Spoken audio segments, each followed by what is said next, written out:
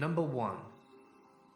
The man who told me about his terrifying experience in the Colorado wilderness is one of those distant relatives that everyone has. They're your third cousin twice removed, or something to that effect. I'm not positive how exactly we're related, but he is an incredible guy. Greg is a decorated Green Beret with a silver star to his name that he earned by capturing the leader of an Afghan sniper cell without incurring any casualties. Despite his status as a huge badass and his not unconsiderable size of 6'3" and 200 pounds, Greg is a teddy bear. He is an extremely humble and kind person. I've had a lot of experiences in the outdoors, having lived in Colorado for most of my life. And Greg and I have had extended conversations about our adventures in the woods at my grandma's house for Thanksgiving. We were sitting on the couch, wearing tacky holiday sweaters, when the conversation turned to hunting. Greg mentioned offhandedly that he used to be an avid hunter, but had an experience that turned him off it. He said he doesn't even like guns anymore, something I found surprising coming from such an accomplished soldier. I pushed him to tell me what happened, and thought he seemed uncomfortable with the idea, but he finally relented and did tell me.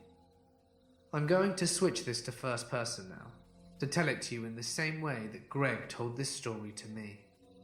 It was late October, which means elk season up in Indian Peaks Wilderness, and I went up there to bag a few elk and just relax for a few days by myself. I parked the truck near a trailhead about 8 miles from where I wound up setting up camp, and was looking forward to a nice weekend in the woods with some peace and quiet after packing all my gear in and getting ready. The first morning, I was in my deer blind, about 20 feet up a tree, with a cup of coffee and my rifle. The sun had just come up about an hour ago. About 50 yards from my tree, the tree line ended and opened into this big meadow where a lot of the elk tended to roll through, and I could sight my rifle pretty well through the trees and see most of this big grassy area. Perhaps a couple of hours had passed, which isn't really boring in the deep woods. I just drank coffee from my thermos and listened to all the life around me, feeling the woods getting ready for winter. I couldn't believe my luck when I glanced over at the meadow and saw a large group of elk had started grazing in the meadow. The silent animals plodded along, oblivious to me watching. Among the group was one of the most beautiful elk I had ever seen. It's what was called a monarch, which means it had antlers with 8 points each, something really rare. I quietly clicked the safety of my rifle and sighted it. When you're hunting an animal like this, you want to put a bullet right where the skull meets the spine, in order to sever the spinal column and kill it instantly and painlessly.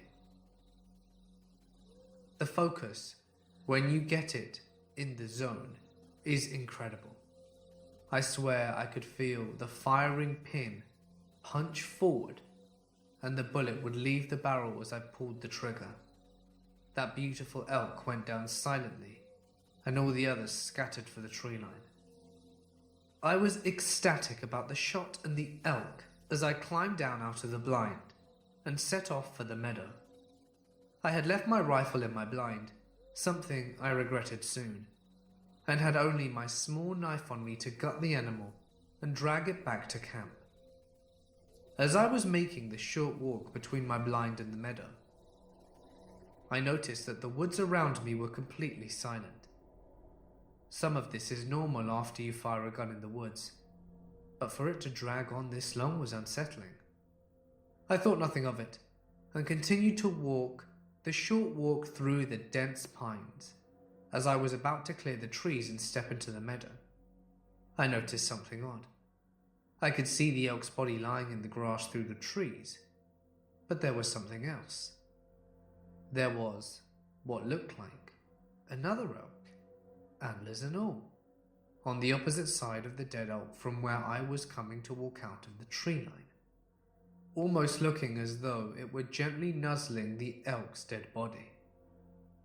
This was weird, to see an elk treat a dead elk like this. They usually scatter, but I continued walking towards it, trapezing in the duff and hollering in an attempt to startle this other elk off.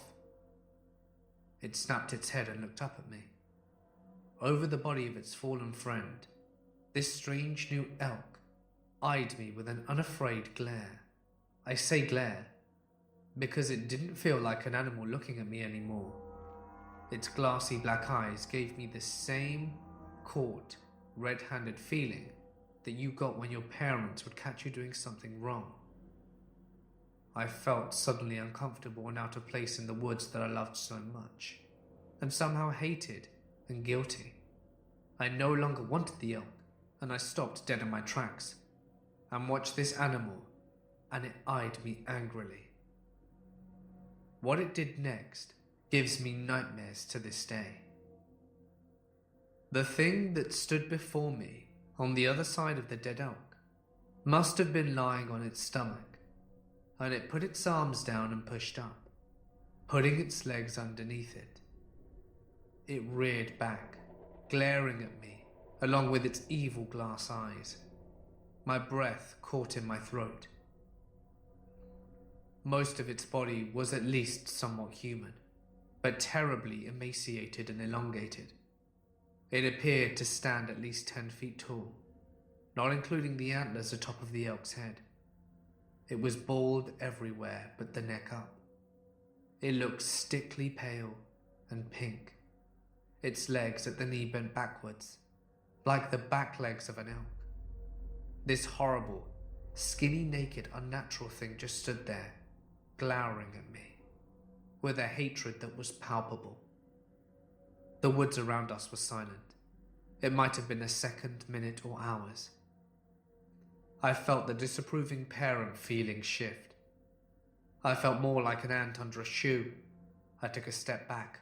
My boots felt 10 pounds.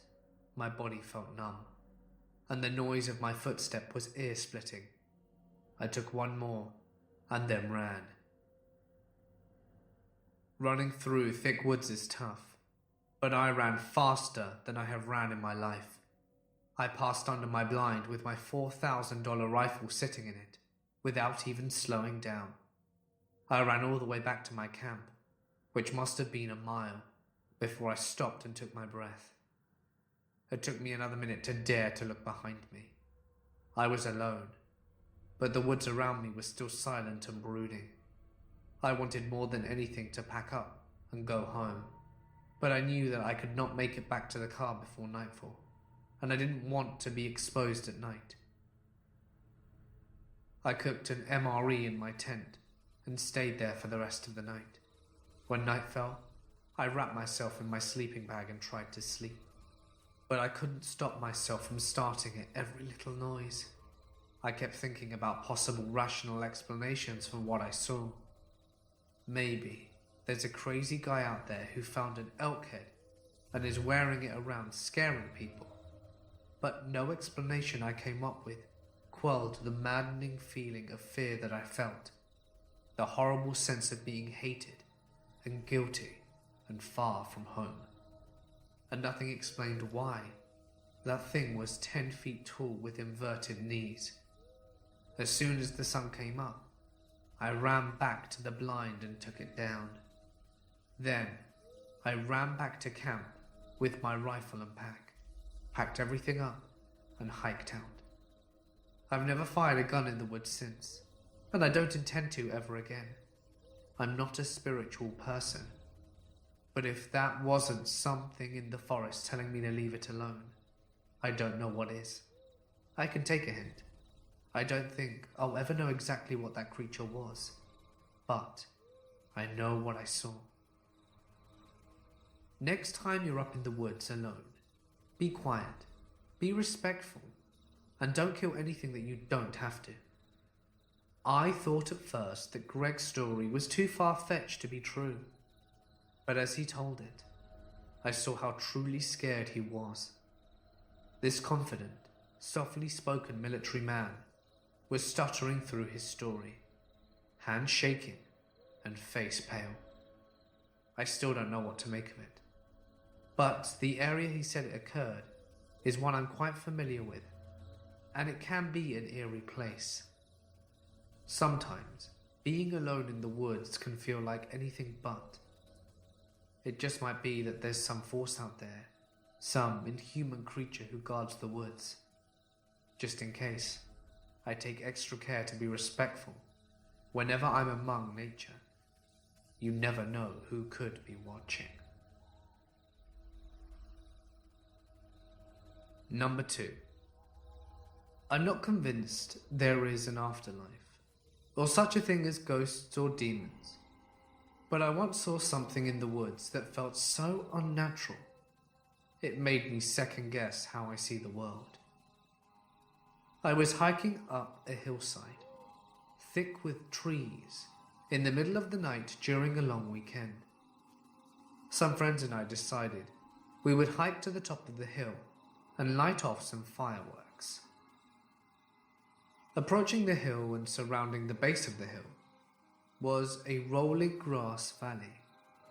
It was around midnight, full moon, and a light mist, something straight out of a horror movie. The strange part was, I wasn't nervous or scared or anything. I was having a great night with my buddies. I didn't have any of my defenses up. My buddies and I just hiked in a straight line through the rolling grass valley approaching the hill, when something caught my eye. On my right, I saw a tall, shadowy figure standing perfectly upright on the top of a small grassy hill. It was standing there right next to a large dead tree. I couldn't make out any details. Both the tree and the tall figure were silhouetted underneath the moonlight. The strange part was seeing this figure didn't scare me. I didn't immediately sense any threat. I almost assumed it might have just been another hiker or somebody having a smoke. I passively turned my flashlight on it, and that's when it happened.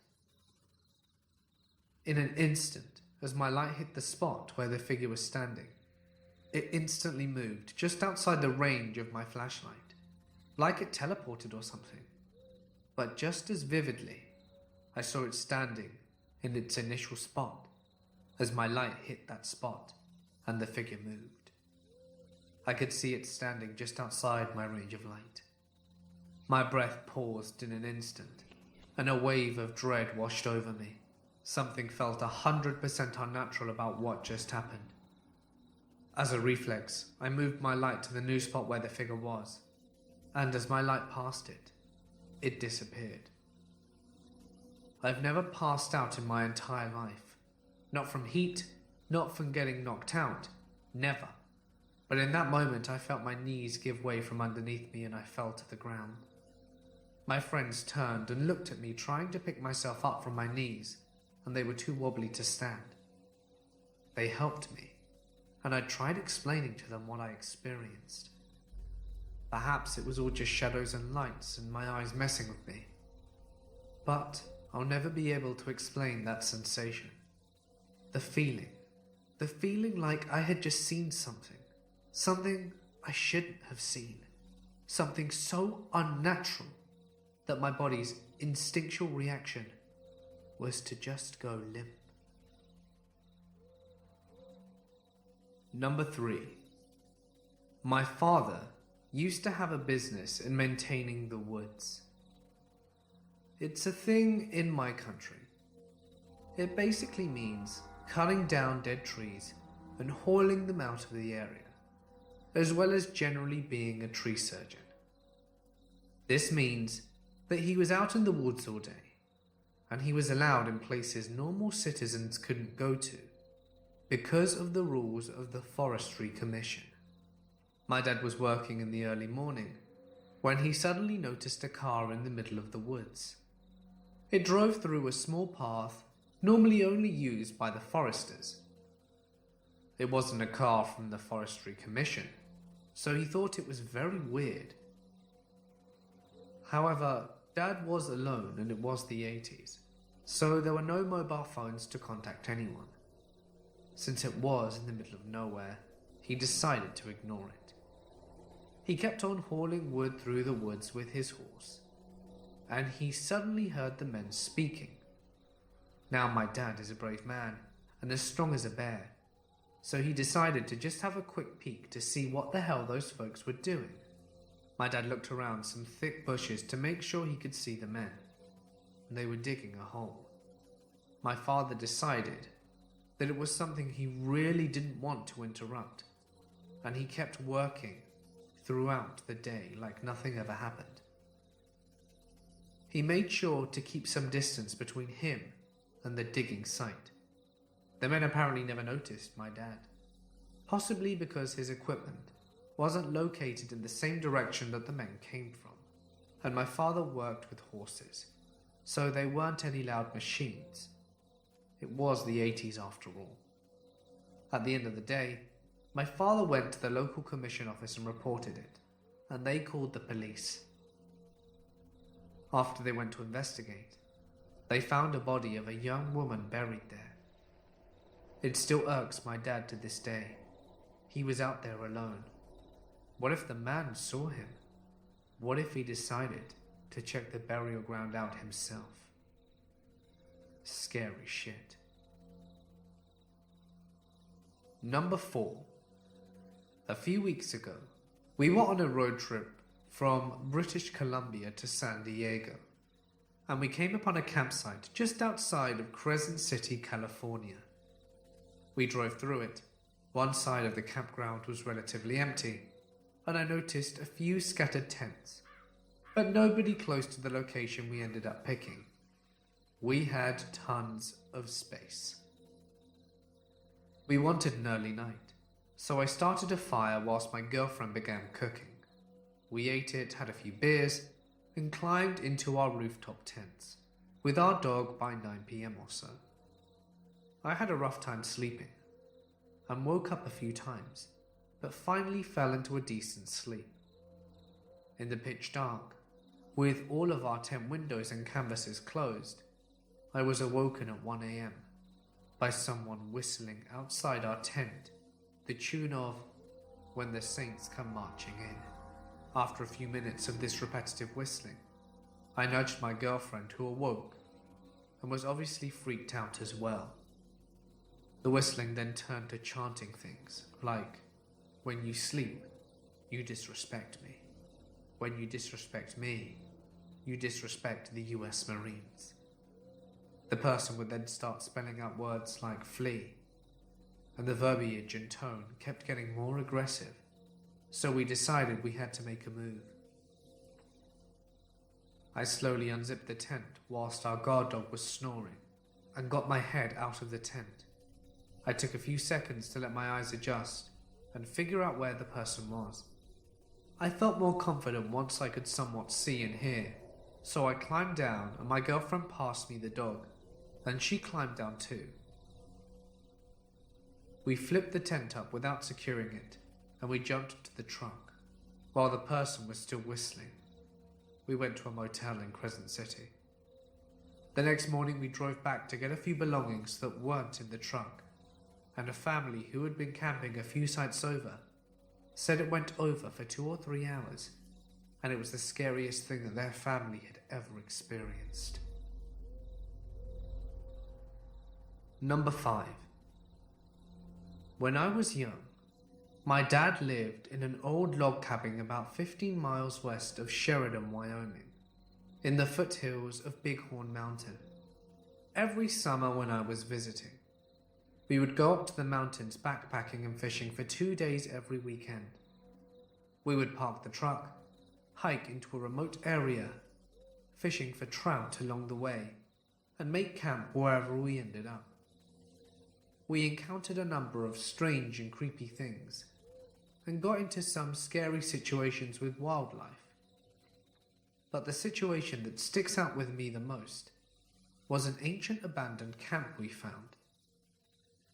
We were hiking down a very steep slope to get to an area of a creek that had been dammed up by beavers, hoping to catch some big trout. I had climbed out on a rock ledge and was looking for a way down when I saw the stock and action of an old rusty rifle sticking out of a tree, where the tree had grown around the barrel for years before. It was around 10 feet above the ground. Dad and I climbed down to check it out, and we found a small cave at the base of the rock, a formation only about 12 inches deep, which would make a nice natural shelter, but a really terrible place to set up a long-term camp. Inside we found a bunch of really old stuff. 3 heavy gauge unopened cans of food, an old cast iron pot that had holes rusted in all the way through, a crusty old saddle and bridle set, a very deteriorated heavy woolen blanket rolled up and tied with a leather belt. When we unwrapped the blanket, we found several personal items, including a rusty old cap, and ball black powder revolver, a leather satchel with a lead pistol shot, and a powder horn with no black powder in it, tarnished old cartridges, presumably for the rifle in the tree, a straight razor, and most unsettling of all, was a shirt with holes in it, and over half of it stained with dried blood. As we stood there thinking about what all of this meant, it occurred to me how remote this place was, even at the time of July 1985, and the fact that whoever owned that shirt had been very seriously injured. Stuck on a steep slope in the middle of absolutely nowhere, I got serious chills down my spine. The only thing that somewhat dated this fateful campsite was the pistol and the rifle, both of which were made sometime in the 1870s according to my father. There's no way to ever know what happened to the man who owned all this stuff, but the fact that he, or someone he knew, obviously shot twice with either a gun or arrow, and all of his belongings were sitting right there where he left them possibly 100 years later, it was highly unlikely that he left the area alive. Discovering what amounts to an 100-year-old crime scene in this very remote wilderness kinda gave me the creeps, but mostly, it just made me sad to know how hopeless and alone this guy must have felt when he died. I asked my dad if I could keep the pistol, and he simply said, "It's not mine to give, and we're not thieves." He chose instead to teach me a lesson about respecting the dead and preserving history. He had been very careful inspecting everything, and we put everything back exactly as we had found it. My dad then told me to take my hat off and observe a moment of silence and reflection as a sign of respect for the man who most likely lost his life on that mountain. Then we went fishing. I tried several times over the years to find that spot again, especially now that I have sons of my own, but sadly, I've never been able to find it. Number 6. A few years back, we were doing a massive survey in the middle of nowhere in the interior of British Columbia. All the crews had gone home, and it was just my boss and myself left for a few days to follow up and confirm some coordinates and finish some mapping. We head out of the motel an hour or so into the bush, middle of nowhere along deactivated logging roads. The closest town is miles and miles away, and we hike out to one area that we had found a few weeks previously. For some reason, the whole area just felt off. So we get down to business, and about 15 minutes after being haunched over mapping, there is this weird deafening whomp sound, like I could feel pressure in my ears. I immediately looked at my boss about 20 feet away, and he is white as a ghost staring back at me, standing, and then it happens again. My ear and chest pressure go crazy, and it feels like I am being squeezed. Chills all over my body, and every hair is standing on end. My boss just looks at me and says, "Let's go." We grab all of our stuff and speed hike back to the truck. We never discussed it. No clue what it was, but I've never been so freaked out in my life. Thinking about it 10 years later, I still get the chills. Number 7. I was camping in the Florida Keys one winter. I managed to survive the large snakes and even larger alligators, as well as the scorpions which would get into my shoes at night. But one experience that I shall never forget. My campsite was next to an old rock quarry which had filled with water and made it a good place for swimming and getting water from. There was also an old dump site near the quarry with piles of stoves and fridges and other junk. It had been there for a while, but nothing new had been added to it for a long time. One day, a fellow shows up and tells me that they were going to clean up the dump and burn some of the junk, so I better move my tent. So I gather up all of my belongings and moved a few hundred yards back into the woods. That day, they started burning the garbage, and I thought nothing about it until I climbed into my tent at night. As soon as it got dark and I was falling asleep, my tent became covered with hundreds of rats. I guess they had moved out of the dump because of the fire and were just wandering around looking for food. They were everywhere, climbing up my ropes and over the top of the tent. I shook as many as I could off and started a fire and stayed up all night hoping they wouldn't return. They seemed to be gone, so the next night I stayed in the same place thinking they had moved to another dump or something. But no. As soon as it got dark, they all returned, bringing some of their friends, as it seemed that they were more than ever. I again shook them off my tent and got the fire going. When morning came, I packed up my tent and headed for a new place far away from those rats.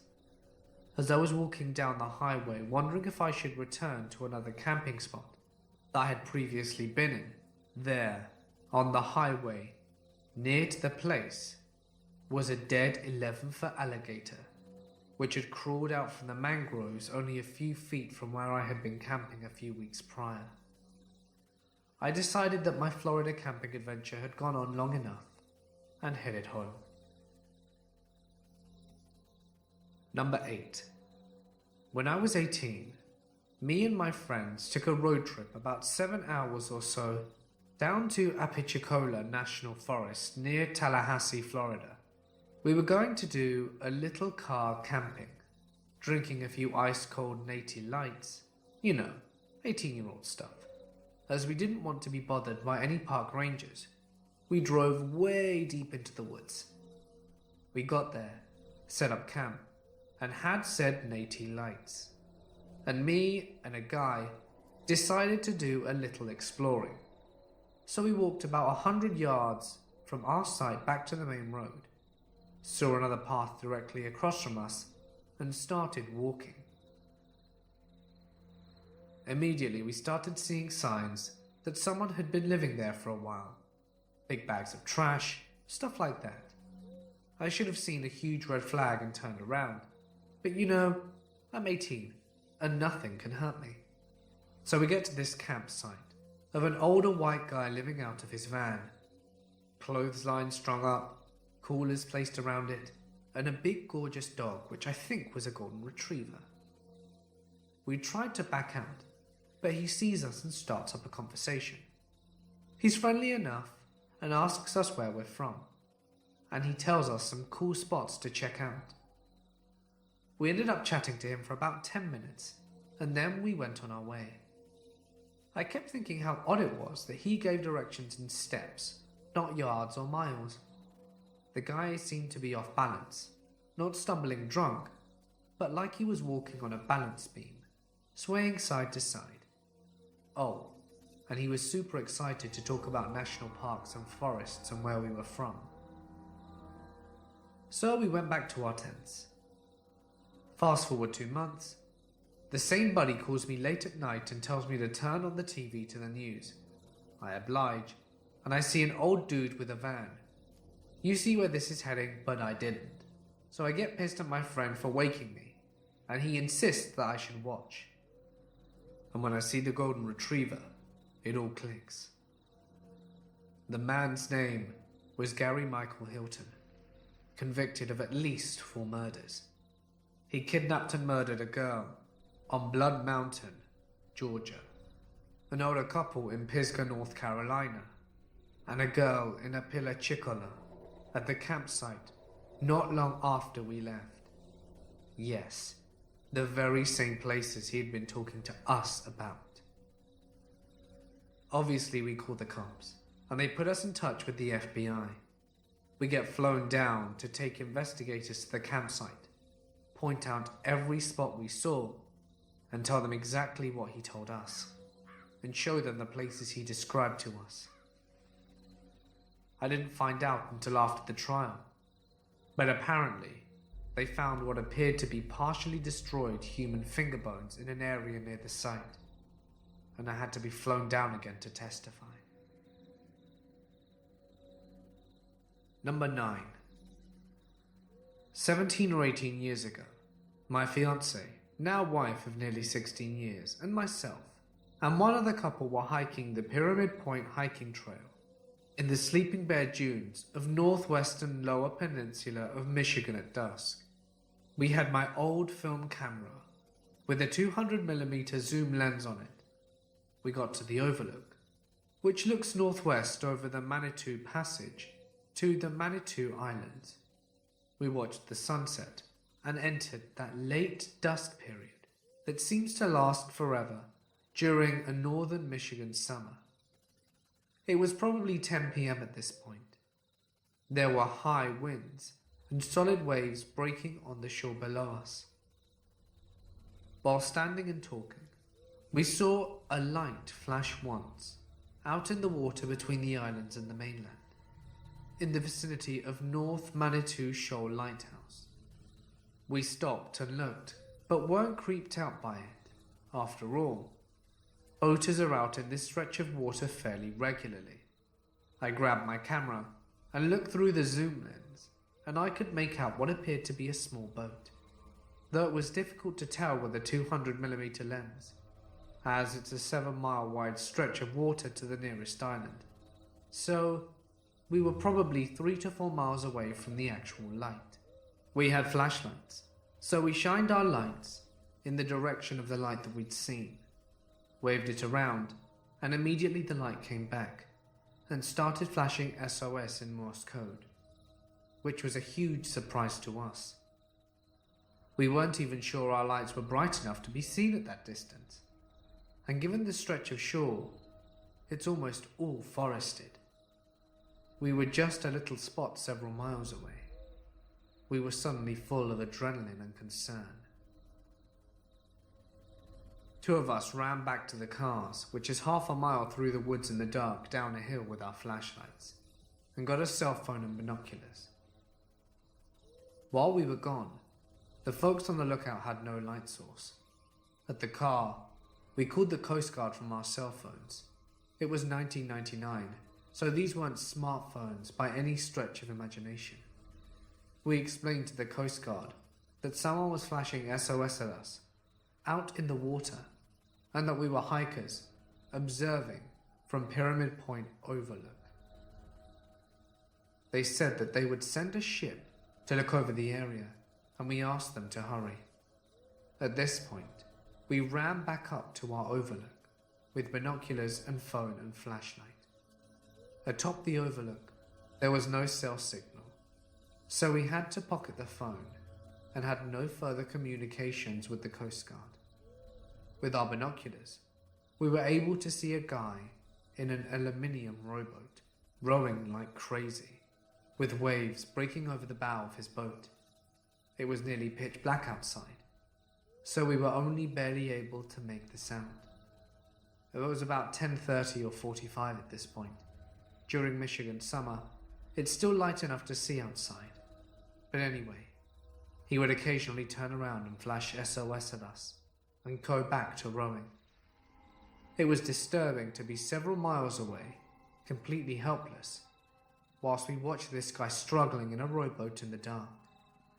It got dark, and we could not see anything anymore, but every few minutes the man in the boat would flash SOS. He did not appear to be making any progress towards the mainland, but he was clearly drifting northwestwards through the Manitou Passage. Every time he flashed, we'd turn on our flashlight and shine it back at him for a few seconds and turn it off. We did not know Morse code and had no cell signal. We stood and watched for what seemed like forever, completely helpless. The man stopped flashing his light, and it was too dark to see his boat. And then a tugboat appeared that did not appear to be the Coast Guard ship, showed up and started doing a grid search pattern through the passage, with bright lights shining from around the water. The Manitou Passage is probably 6 to 7 miles wide and 6 to 7 miles long, so it was a slow search, and a smallish Coast Guard ship started doing searches at the northern end of the straits, also with bright lights. They met in the middle of the straits, having done a zigzag type pattern for what felt like an eternity, then sailed off. They didn't find anyone. We drove into a bar in Glen Arbor to see if there was anything on the news, and there wasn't. We called the Coast Guard the next morning, wondering if we'd seen a man die or helped to rescue. But the person on duty had no idea what happened, or that we'd even called the night before. So to this day, it's unsettling to me, knowing how harsh the conditions on Lake Michigan can be, and knowing that we'd seen a man flashing SOS at us through our binoculars just before it got dark was really bothersome. There's no closure, no happy or sad ending, no ending at all, other than going back to our camp and hitting the sack. I have no idea what happened to him, and I really doubt I ever will. Number 10. I was hiking and backpacking with 2 friends in Montana. We were probably 5 miles from the nearest paved road, and had hiked around 2 miles from the end of the dirt road. The spot isn't very well travelled, and is quite nondescript, but we all enjoyed getting away from any crowds, and being out relatively alone, so we always gravitated to areas like this for backcountry camping. We built a fire and hung out, then piled into our tent. All is normal, and we hadn't seen a soul or any recent sign of people since we left the paved roads. I have some trouble sleeping, and was sort of just laying there for maybe 30 minutes, and both my buddies passed out. That's when it got weird. I hear from my side of the tent a murmuring, which I was certain was a person making sounds underneath their breath. It didn't feel like real words, but almost like someone drunk was mumbling gibberish. My first thought was one of my buddies was sleep-talking. I listened closer, and it was definitely coming from outside. I woke up my friend closest to me, and he woke me up with a "What?" a little irritated, and at the moment, the muttering stopped. I shooed him and whispered to him what I'd heard. We waited a second and it started again, but it seemed closer this time, and he heard it too, but we didn't hear any movement. I can still hear the voice, and it really messes with me 10 years later. He gave me a "what the hell" face, and proceeded to gesture that he was going to unzip the door and see what was outside. Right as he starts moving the zipper, we heard what sounded like someone taking a huge gasp of air before diving into a pool, seemingly from the opposite side of the tent of where we heard the original muttering from. We both froze for a second before he pushed his flashlight out and looked in that direction and screamed, Who's out there? We didn't see anything, and never heard a single twig or the sound of movement. But this time, my other friend had woken up, and we were all still freaking out. We told him what was up, and we all took our flashlights out to see what the hell it was, and we saw nothing at all. We were both up for a long time after that, while the sleeping friend was out again fairly shortly thereafter. We didn't hear another odd sound at all, and in the morning there were no signs that anyone had been there. We cut our trip to just that night, and moved back to a campground the following day. We still have no idea what or who was outside our tent. The only thing that we could even make a semblance of a sense of was an owl, bat, or another bird. But I've spent many nights outdoors in that habitat, and I am familiar with those noises. This was entirely different in my opinion, and didn't come from any animal I'm aware of anyway. Still gives me chills thinking about it.